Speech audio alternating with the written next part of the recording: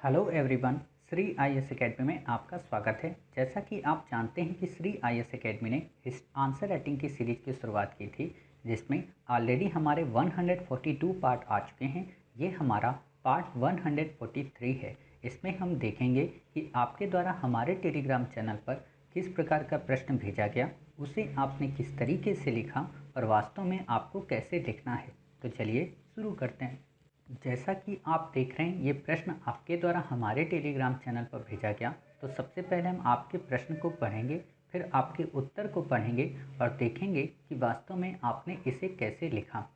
आपका प्रश्न है, ना तो सिकंदर महान और ना नेपोलियन आधार के तौर पर पांडिचेरी से शुरू करके और एक ऐसी शक्ति के साथ उलझकर जो बंगाल और समुद्र की बागडोर संभाले हुई थी, भारत के साम्राज्य को जीत सकते थे। टिप्पणी कीजिए। आपने इसका उत्तर लिखा है, इस कथन का आशय है कि यहाँ व्यक्तित्व के स्थान पर भूभाग, जनधन और नौसेना की महत्ता को दर्शाता है, जो कर्नाटक के द्वितीय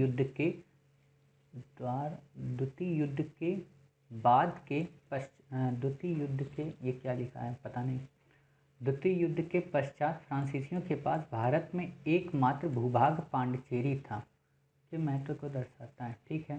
वहीं अंग्रेजों द्वारा बंगाल विजय के पश्चात जनधन प्राप्ति के साथ अपनी नौसेना को भी मजबूत किया, जो समुद्र में बागडोर संभाले हुई थी। ऐसे में व्यक्तित्व के आधार पर भारत में साम्राज्य स्थापित कर पाना असंभव था। दूसरी ओर फ्रांसीसी कंपनी सरकारी कंपनी होने और ब्रिटिश कंपनी निजी कंपनी होने के कारण दोनों की कार्यप्रणाली में निम्न भिन्नताएं थीं। नंबर 1, फ्रांसीसियों का यूरोप की ओर रुझान, दोनों देशों की प्रशासनिक भिन्नताएं, दोनों कंपनियों के गठन में भिन्नताएं, नौसेना की भूमिका, बंगाल में अंग्रेजी सफलता का प्रभाव, दोनों कंपनियों के राजनीतिक नेतृत्व, एंग्लो फ्रेंच प्रतिस्पर्धा का स्थल।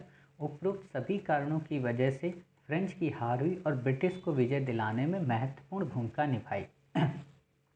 देखो, आपको इस निष्कर्ष को कैसे बनाना था। इस निष्कर्ष को बनाना था, अतः केवल फ्रांसीसियों की पराजय में व्यक्तित्व की भूमिका नहीं थी, बल्कि उपरोक्त इन सभी कारणों का एक सम्मिलित स्वरूप था। क्लियर? ऐसे आपका निष्कर्ष हो जाएगा। चलिए, अब हम देखते हैं वास्तव में आपको इसमें और क्या क्या डालना था और कैसे आपको उत्तर लिखना था। जैसे कि आप देख रहे हो, ना तो सिकंदर महान ना नेपोलियन आधार के तौर पर, ध्यान देना, ना तो सिकंदर महान ना नेपोलियन। कहने का मतलब ये है कि व्यक्तित्व चाहे कोई भी हो, अगर उसके पास एक उच्च भूभाग नहीं है, उसके पास अगर धन नहीं है, उसके पास अगर बंगाल नहीं है, तो फिर वो व्यक्ति उस दूसरी कंपनी को पराजित नहीं कर सकता। अर्थात जिसके पास ये तीनों चीज़ें होंगी वो हर बार विजित होगा ही होगा। यानी कि उसकी विजय में इन तीन मुख्य कारकों की भूमिका अहम थी। तो अब इन तीन कारकों को पहले आप एक्सप्लेन कर दो कि बंगाल से क्या मिला और समुद्र की क्या भूमिका थी। क्लियर? तो अब आपने जब ये बता दिया, फिर आप बताइए, किंतु गहराई से देखें तो केवल और केवल बंगाल और समुद्र ही, या बंगाल, जैसे आपने जब लिखा ना, केवल और केवल बंगाल और समुद्र ही, ब्रैकेट में डाल दो नौसेना शक्ति, केवल उनकी जीत के कारण नहीं थे, अर्थात कई अन्य कारण भी थे जिन्होंने कंपनी को, फ्रांसीसियों को पराजित करने में सहायक की भूमिका निभाई। अब आप वो पॉइंट बता दो। फिर आप बता सकते हो कि उपयुक्त बातों से स्पष्ट है कि कंपनी की भारत में पराजय, या कह सकते हो कि फ्रांसीसी कंपनी की भारत में पराजय किसी एक कारण का परिणाम ना होकर कई सारे कारणों का सम्मिलित प्रायोजन था। क्लियर? तो इससे आपका उत्तर और अच्छा हो जाएगा। अब यहाँ पे जब आप ये चीज़ें लिख देते हो ना कि कर्नाटक के द्वितीय युद्ध के पश्चात के द्वारा, ये घटनाएं आपसे पूछी ही नहीं है, मतलब इतना आपसे एक्सप्लेन करने की बात ही नहीं कर रहा। आपको बस ये बताना है, इसमें कहीं दिया है क्या कि कर्नाटक के द्वितीय युद्ध या प्रथम युद्ध पराजित तो वो हुए थे अंत में। समझ गए क्यों हुए थे? क्योंकि उनका क्षेत्र सीमित था और इनको यहाँ पे क्षेत्र की प्राप्ति हो चुकी थी, नौसैनिक श्रेष्ठता स्थापित हो चुकी थी। अब आपके मन में आ रहा होगा कि सर आप ऐसा क्यों कह दे रहे हो कि कर्नाटक का द्वितीय युद्ध नहीं था? क्योंकि समुद्र की बागडोर में श्रेष्ठता कब मिली इनको? जब इन्होंने डचों को पराजित कर दिया। और डच कब पराजित हुए? 1759 में। कर्नाटक का वॉर कब शुरू हुआ था? 1758 में। क्लियर? तो हम ये नहीं कह सकते कि द्वितीय कर्नाटक का युद्ध था।